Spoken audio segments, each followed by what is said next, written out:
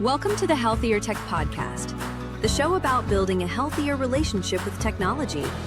Now here's your host, R. Blank.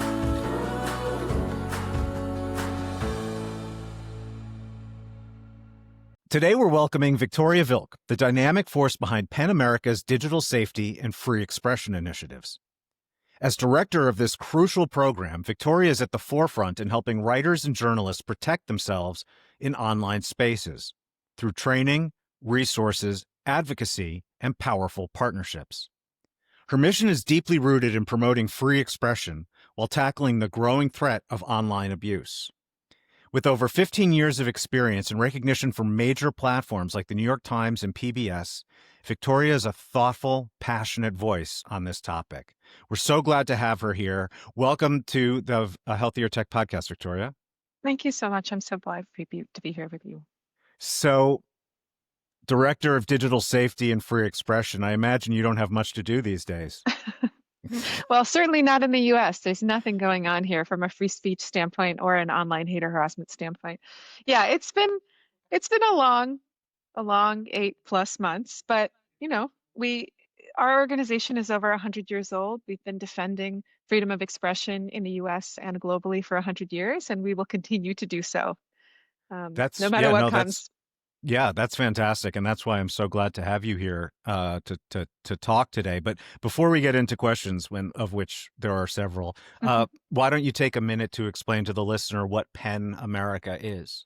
Sure, I would be delighted. So, PEN America, as I said, it's a nonprofit. It's over 100 years old. It was created in the aftermath of World War I. To unite writers of all kinds. We cast the kind of definition of writers very, very broad, to unite writers of all kinds around the world in defense of freedom of expression. So we have a dual mission. We celebrate and defend freedom of expression. We celebrate and defend the written word in the US and internationally. And there are actually over 100 PEN centers all around the world. They're all independent from one another. Ours is the biggest. We are PEN America, so we are based in the States, but we work globally. So if they're all independent, was one created and someone else in another country thought that looks good, we need that, or was there it was created as a network? It was created as a network so that different PEN centers can crop up in countries all over the world, but they're created kind of from the ground up. We don't, there's no HQ saying you must be a PEN center. So they're created from the ground up, and then there's a kind of Congress every year where all the PEN centers come together, and so we're one of those PEN centers. Excellent. So. In preparation for this interview, I did a little bit of research, and I saw that, and I actually don't have the citation, but you probably know what I'm about to reference. So in 2025, the U.S. dropped to 57th out of 180 countries. Oh, it's the World Press Freedom Index. So, and that is a rating that they call quote, problematic, making the U.S. now equivalent to countries like Gambia and Uruguay. And it's the lowest ranking that the U.S. has ever had in that index. What is going on with journalism and journalists in particular in the United States right now? I have to say, I shudder to think what our ranking is going to look like in 2026, because they usually go off of the data from the previous year. So I worry what that ranking is going to look like. Look, here's the reality. We have an administration, President Trump and his administration, which is actively and overtly hostile to a free and independent press. And they've made that clear. That was clear in the first Trump administration, and it is actually rapidly escalated in the second Trump administration. In his first administration, Trump called the press the enemies of the people, which is a term that Joseph Stalin used to use. So it's an interesting person to decide to take your inspiration from. And what we've seen just since January, since the inauguration, is perhaps the most aggressive and alarming assault, not only on press freedom, but on free speech in this country in hundreds of years. So we have seen, I can give you so many examples, it's hard to know where to start, right? But we have seen the administration try to leverage various federal agencies to bully and suppress news organizations, right? So we've seen our Federal Communications Commission, which is our agency that regulates comms, broadcasting, um, threaten to revoke licenses for news outlets because of critical coverage of the president. That's actually what got Jimmy Kimmel taken off air briefly, and then the public outcry led to him being returned to the air, to TV. We've seen lawsuits, frivolous, baseless lawsuits that are blatantly violating our First Amendment, filed against individual reporters, filed against news organizations. Most of those lawsuits, in theory, wouldn't go anywhere, except that we are also seeing major media organizations capitulating and paying off, right? Off basically being extorted. And not only are they giving money, but they're actually, in some cases, changing their coverage, or at least trying to force the reporters who work for them to change their coverage in order to appease the president. And there's also just a kind of general fomentation of really dangerous rhetoric. And that's where it intersects with some of the work that I do around online hate and harassment. We are seeing not only this kind of rhetoric around the press is the enemy of the people, fake media, fake news, but actually really like fomentation of hate, harassment, threats, defamatory statements, and other things against individual members of the press, but also against entire news organizations. And that is really concerning because it can very quickly turn into physical safety issues. So the list goes on, but it is not a great moment, unfortunately, for press freedom in this country, in the US anyway. So one of the things you touched on in that answer that I think it's important to get to, I mean, you're talking about political forces, but I feel like a lot of these political forces would not be as potent in the absence of economic forces that are shaping That's right. the industry. So I know Kimmel isn't a journalist, and he also can fend for himself. But Clearly. I think it's also it's a useful example to dig into because everyone is aware of it.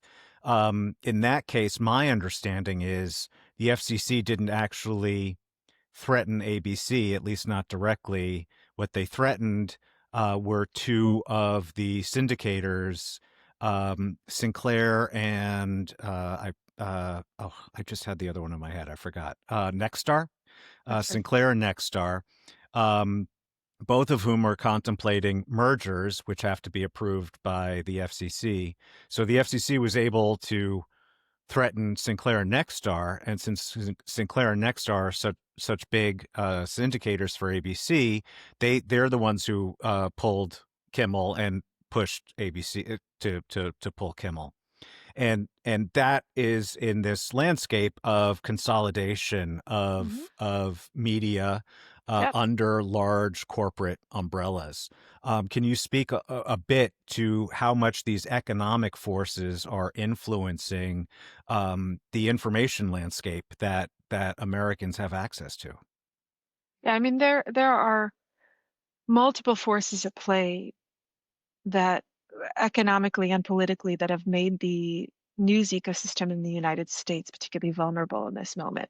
So over the last, I think, was it 15 years, the news ecosystem in the United States, and I would argue it's actually true globally. It's just that the United States is what I know more about, and particularly the local news ecosystem has been facing an escalating financial crisis.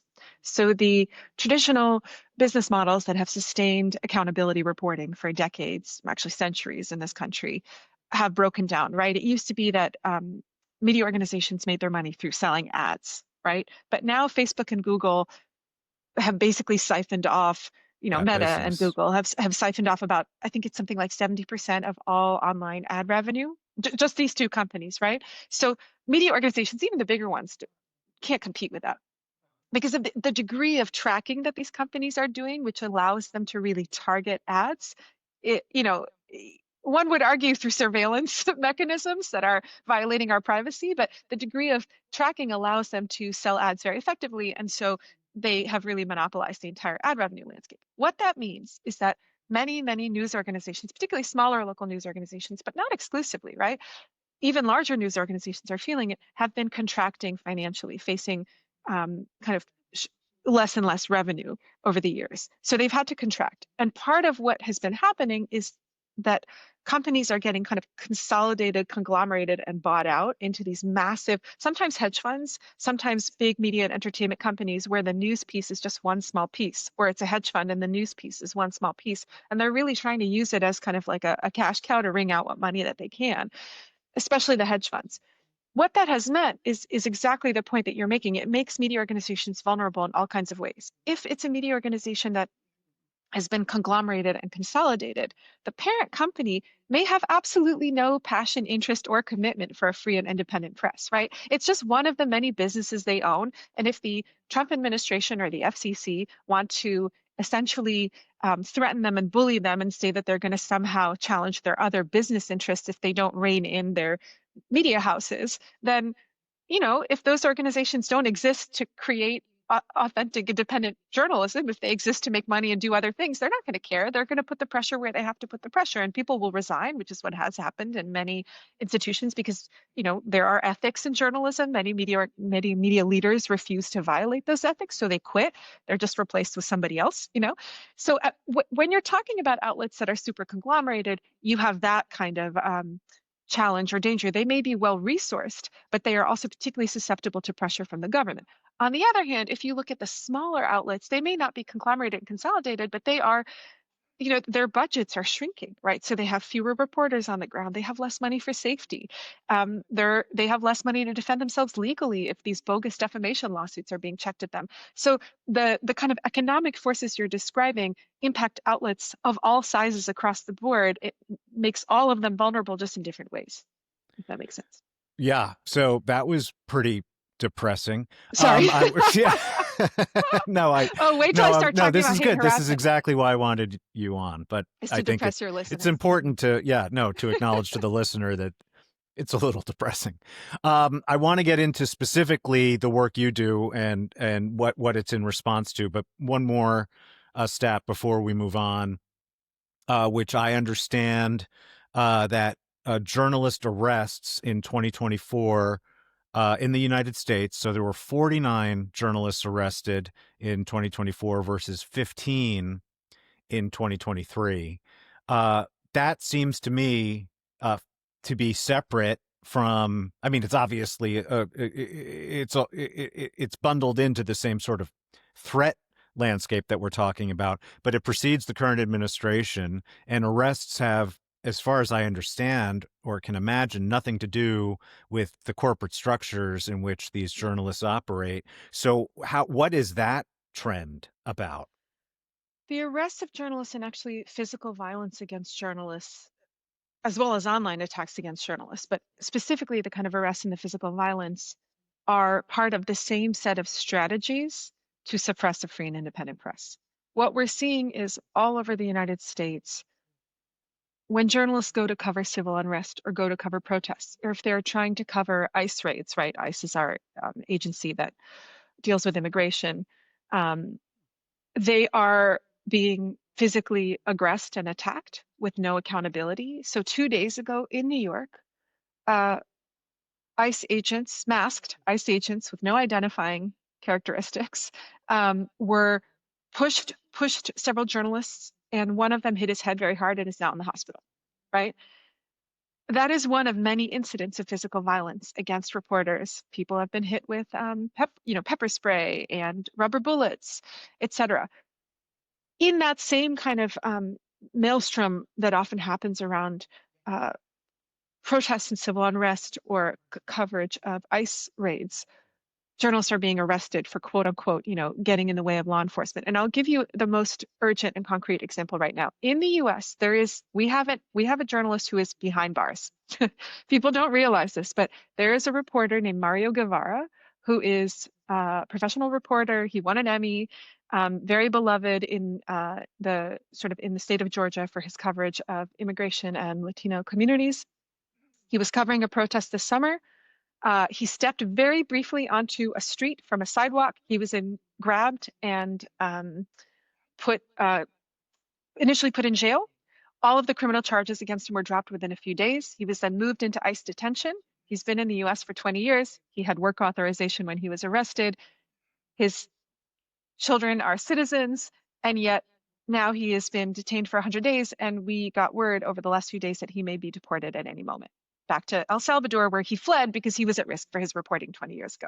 So, the kind of there is very much a pattern or a trend of escalating attacks on all sides, legally, physically, in terms of arrests, etc., against reporters. And I realize that that is depressing, but the thing that I will say is that there are patterns and trends happening in the US that we're seeing everywhere else in the world, right? Mm-hmm. We are seeing attacks against the press and the rise of authoritarian attempts at authoritarian regimes everywhere. And the only antidote to that is continuing to defend a free and independent press and organizing and solidarity and people sticking together, right?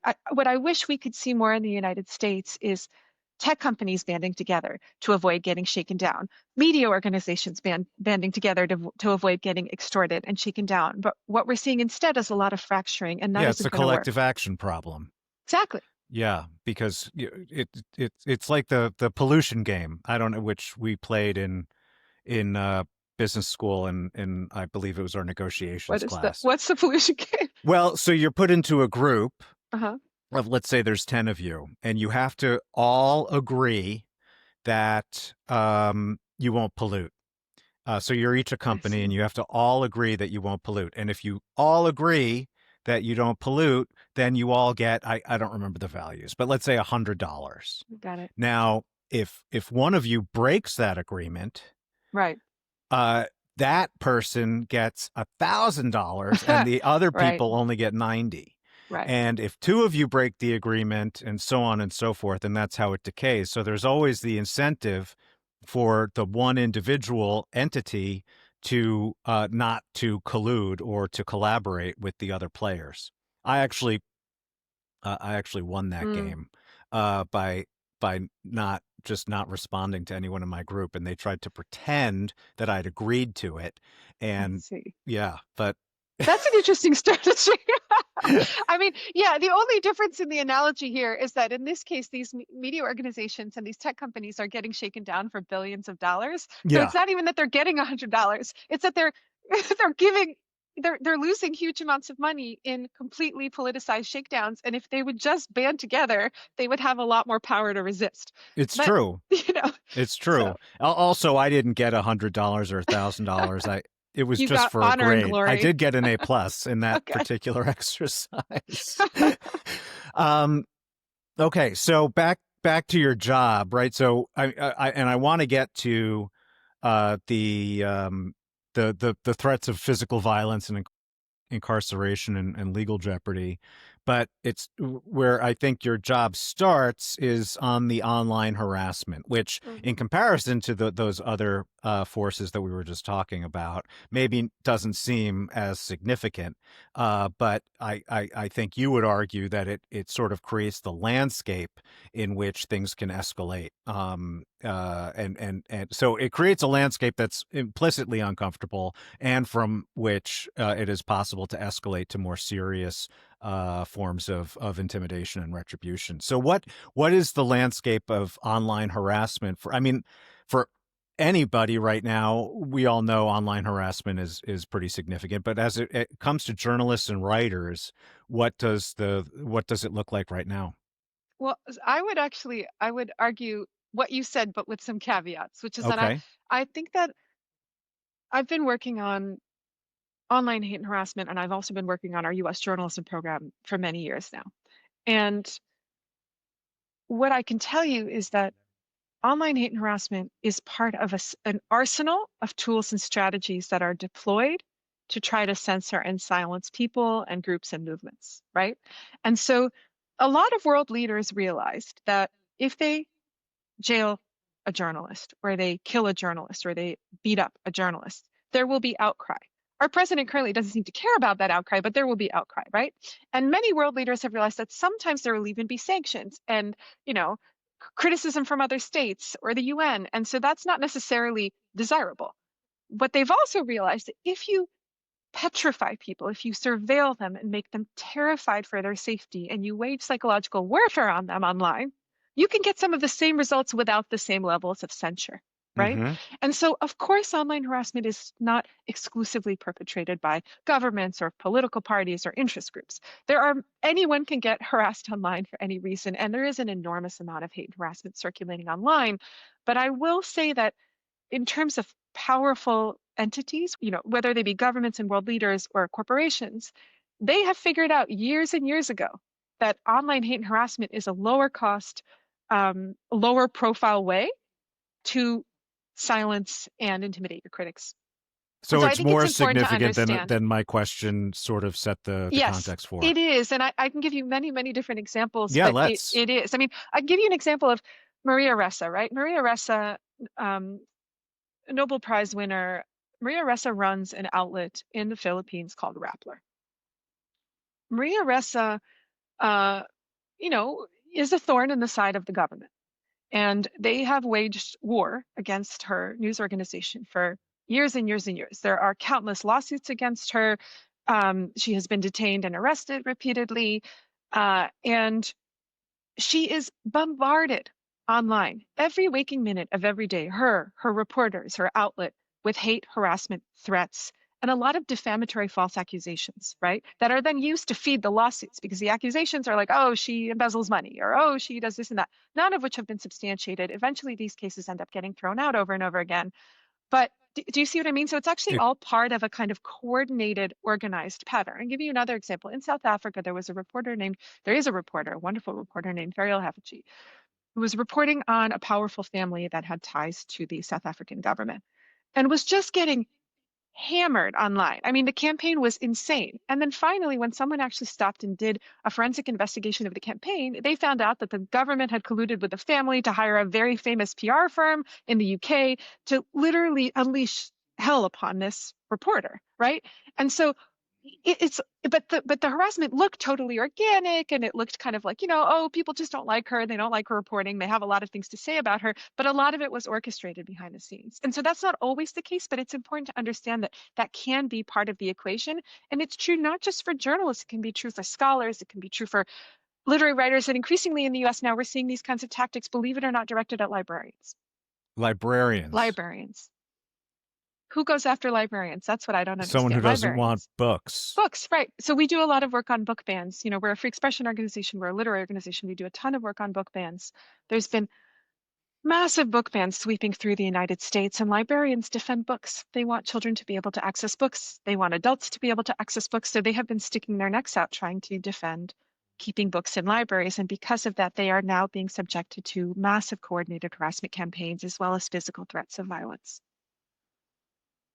So, sorry, that it's just I'm so sorry. much. No, I mean, I knew this was going to be a heavy talk, but I think I just wasn't. I woke up in such a good mood today. I just wasn't emotionally prepared. So I'm sorry. I no. actually, if you actually got to know me, I'm a very positive and optimistic Oh, I can person. tell. I can see it in your and face. I genuinely believe that none of this is new. This has Right. been happening in history in so many countries, in so many places. There are always going to be forces that try to suppress free expression, that try to shut up journalists and ban books, and there will always be forces fighting back.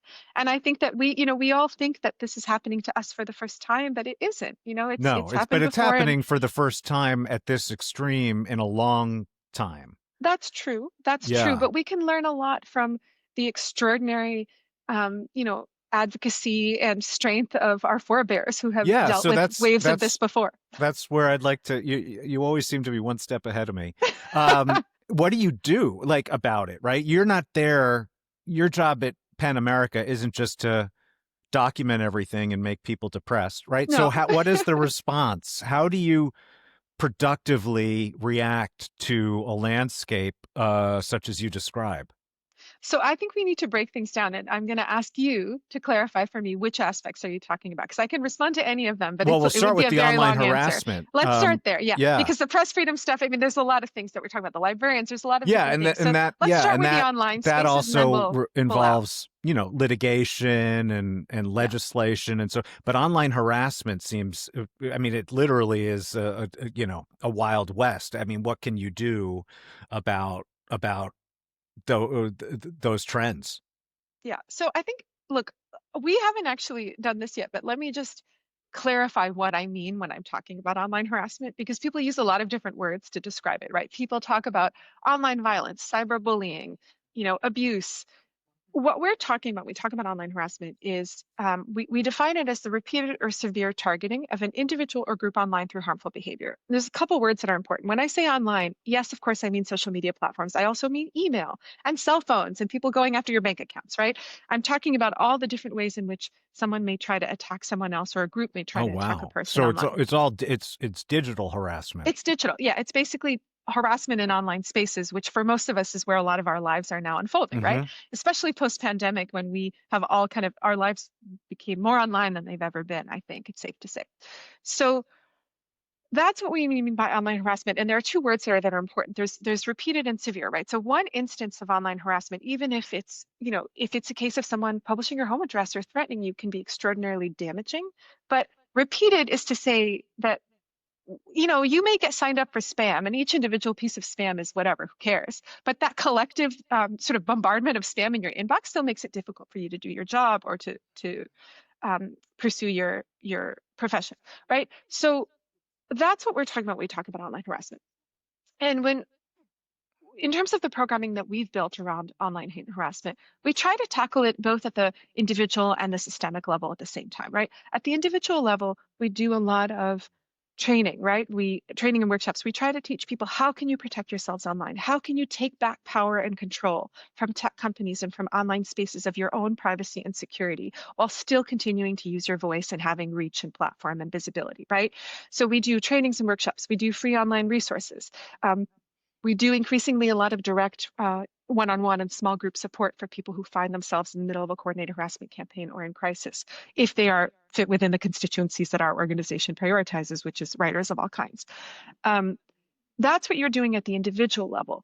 But you can't tackle a systemic problem only at the level of self-defense, because then you're actually not addressing the fact that it's bigger than the individuals who are targeted. So we also do a lot of work with institutions, right? If somebody is being attacked online because of their work, right? Or if they're being threatened with violence because of their work, their employer or the institution for which they are producing their work has a responsibility to help protect, support, and defend them, right? And that may mean developing policies and protocols about how to protect people when they're under attack, paying for various services that might actually reduce the visibility of someone's private information on the internet, et cetera. And then the kind of next level beyond that is advocacy with tech companies, right? Research, advocacy, pressure, noise making in relation to the tech industry to do better, which is an uphill battle, I have to say. It's been a lot of ups and downs in the years that we've been doing it, but we have actually seen at times some progress, and some companies do much better than other companies. And so I think trying to figure out how you tackle it at the level of these big, powerful players who shape our online experiences, but also bolstering individuals so that they feel empowered enough to continue using their voices. You kind of need all of it. And the last thing I'll say is I think people do not understand how much power they have as individual consumers. People don't understand that you have a choice about whether and how much information you give to a tech company. You have a choice about whether you use platforms that are deliberately surveilling you and taking advantage of you and doing you harm. And if users collectively make those decisions, platforms budge because they don't want to lose revenue and they don't want to lose eyeballs, right? But I think we forget that even though these companies have extraordinary amounts of money and political clout, they still need us to function. So, if I understand you correctly, what you're describing, I mean, aside from the public policy and corporate policy lobbying, um, at the individual level, the same thing a journalist or a writer needs to do is identical to what Joe Schmo needs to Yes. do. Oh, absolutely. Yeah, Yeah. yeah. So, like, Do you want me to talk about some of those things? yeah, Yeah, what are yeah, some yeah. examples of the types of practices that you folks instill? For sure. And I'm really glad that you mentioned, yes, it's true that our organization, our mission, our priority are people who write. But the kinds of things that they do to protect themselves, just as you said, are the same things that anybody can do. Anyone who's listening here could do to protect themselves. So I'll give you some examples, right? I'll give you some concrete strategies. So the first thing I say to people is sit down and make a list of your top 10 most sensitive online accounts. Think social media, email, your professional email and your private email, banking, maybe if you have a health insurance portal or a healthcare portal that you use or a medical portal that you use of some kind, basically your most sensitive private accounts, start there and put locks on them, right? Most of us, I mean, it depends on where you live, but most of us don't leave our house and not lock our front door, right? We lock our door, but for some reason with our online accounts that contain some of our most sensitive information, we get sloppy or we just are kind of loosey-goosey about it. But what we need to do, the way I describe locks is the first lock is having a long, complex, unique password. And people have probably heard this a million times and think that it's kind of, oh, who cares? But I cannot tell you how frustrating and difficult it is when someone hacks into your account and you can't get back in.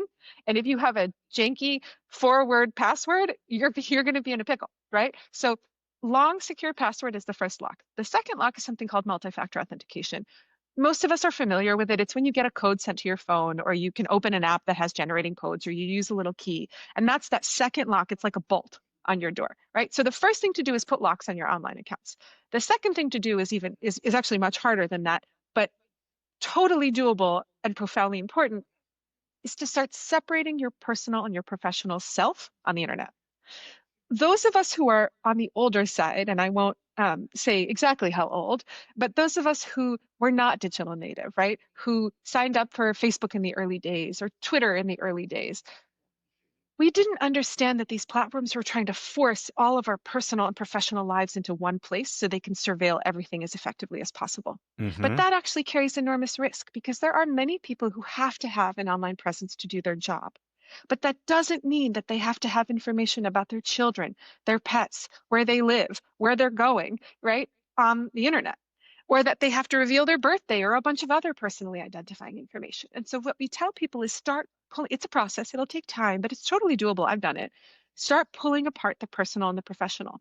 That means, for example, going through old posts and deleting or archiving them, especially if you did lots of tweets and Facebook posts when you were a teenager. Nobody needs to see those, right? Those will get dug up and shoved in front of someone to embarrass you. You don't want that, right? That means tightening your privacy and security settings on various online platforms, because the platforms will default you to public for everything. They will try to make as much of your information visible as possible. It is up to you to dig into their settings and take back power and control and protect yourself.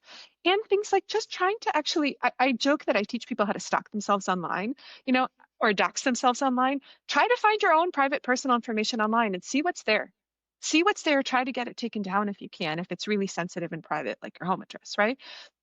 In the US, we have a problem with data brokers. You can sign up for a service that'll scrub your information from data brokers. Mercifully, in most of the rest of the world, you don't have this problem because you have stronger federal privacy legislation than we do in the US. But what I tell people in the US is clean up your online footprint, right? Reduce the visibility of sensitive private information that someone could use to dox you or to harm you. Those are things that individuals can do. If you want, we can also talk about what to do if you actually are under attack, but these are things you can do that are preventative or proactive to protect yourself before someone is able to do some of these things to you. And can I ask a question? Because whenever Yeah, there's a new, like there's some kind of service or product that I'm interested in signing yeah, up for, they all say, sign in with Google, sign in with Facebook, or create an account. don't do And it. I always, almost all, I can't claim always, not 100%, but depends, I guess, if I'm really tired or rushed. But I almost always create my own account That is because, correct. yeah. Can you explain why that is? Yeah, I'm so glad you said this, Art, because there's so many tips that I can offer and I can't get through them all. Otherwise, I'll take up all your time. But I'm so glad you mentioned this one because a lot of people, for convenience, if they sign up for a new service, like you said, they'll just say sign in through Google or sign in through Twitter or Facebook or whatever. And that's actually really risky because what you're doing is you're giving that random company, you might not have any idea what their security practices are. They might be lazy and bad at protecting their own users. You're giving that company a connection, a backdoor access to some of your most sensitive accounts, your Gmail or your Facebook, right?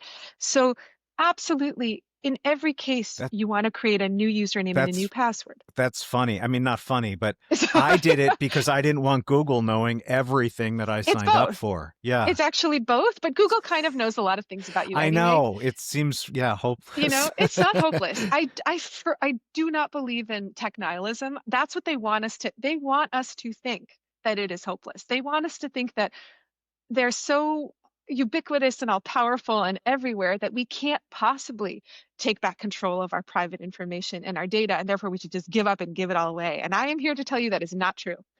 There are there are absolutely, people have power, users have power, right? If the companies are trying to sell you ads and there are no eyeballs to look at the ads, they're not going to be able to make money. So yeah, I am really glad that you mentioned the nihilism and I reject it wholeheartedly. Yeah, that's great. That's great. I like it when people have a much healthier view of the world than I do.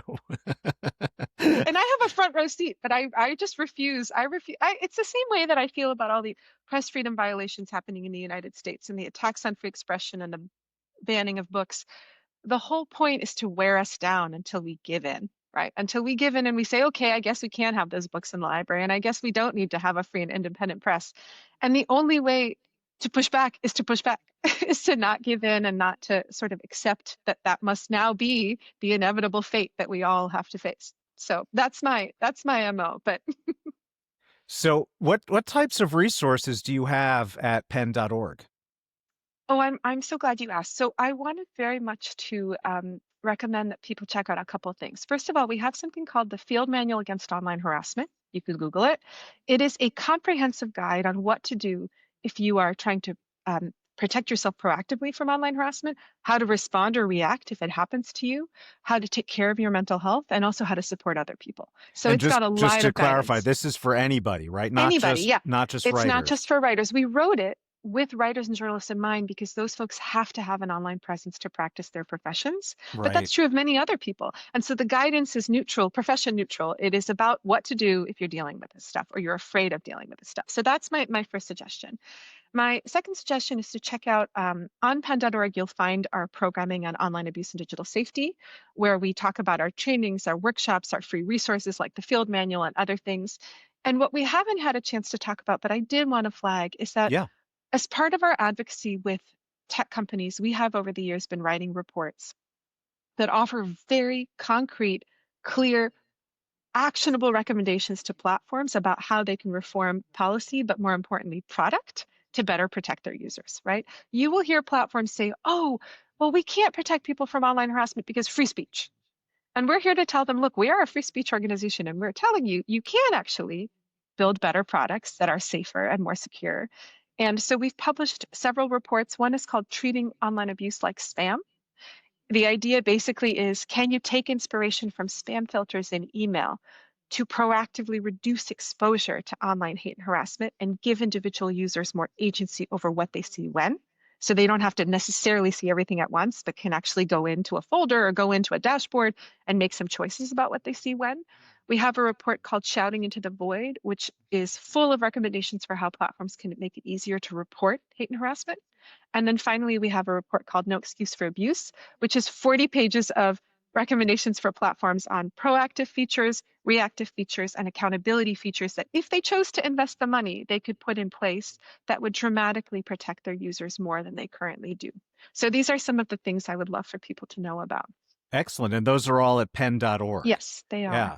So, and that's a really easy URL, people. It's pen.org. And of course, that link will be in the show notes, but along with the direct links to all of the specific resources that Viktorya just mentioned. Well, Viktorya, it's been a real pleasure to speak with you. I really do appreciate the opportunity to get into this topic because as soon as I got that email, I don't remember if it was from you or from your rep, but I was like, yeah, we have to have this person on the show. Thank you so much. And so this topic is very important to me. It's very relevant to healthier tech.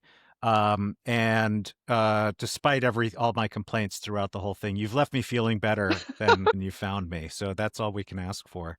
It's been a pleasure. Thank you for having me. Yeah, no, thank you so much. So everybody, again, the website is pen.org. The organization is PEN America.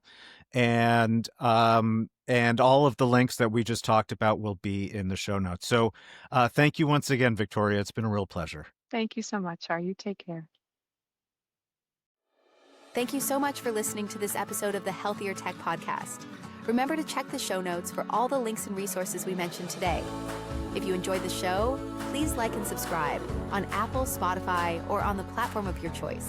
And if you are ready to take control of your tech environment, head over to shieldyourbody.com to explore science-backed tools that help you live a safer, healthier life in today's connected world.